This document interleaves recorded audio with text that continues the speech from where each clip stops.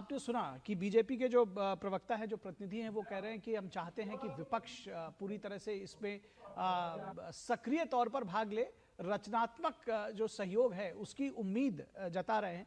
और ये भी बात कह रहे हैं कि जो तमाम बिल हैं उसको चर्चा के साथ पारित कराना चाहते हैं। क्या आपका आप लोगों की मंशा है, किस तरह की आपकी रणनीति है और किस तरह से इस सत्र को देख रहे हैं?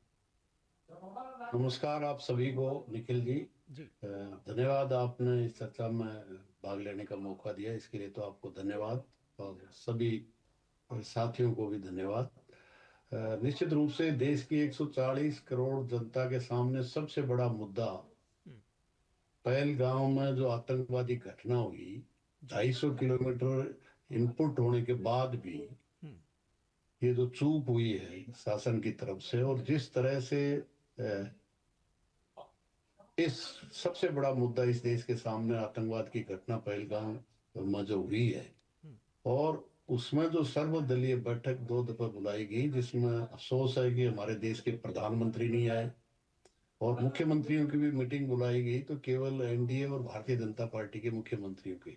हम्म। ऐसा लगता है कि देश का प्रधानमंत्री केवल भारतीय जनता पार्टी और एनडीए का प्रधानमंत्री है, जबकि देश का प्रधानमंत्री है।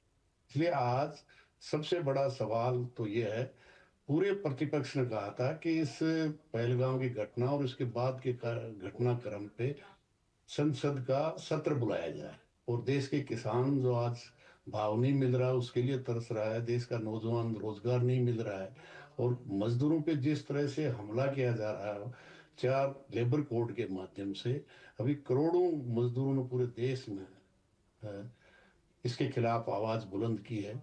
तो आज निश्चित रूप से जनतंत्र की हत्या जिस तरह से बिहार में वोटर लिस्ट में से लोगों के नाम हटाने का काम किया जा रहा है, आप बताइए, मेरे माँ और बाप का जन्म प्रमाण पत्र मिल जाएगा?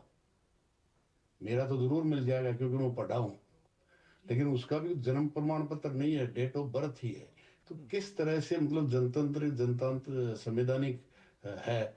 भारतीय जनता पार्टी जो देश के संविधान को बदलने की कोशिश कर रही है, उसमें से धर्मनिरपेक्षता और समाजवाद, क्योंकि हमारे देश का संविधान सभी जाति धर्म को मानने वाले लोगों को इजाजत देता है। तो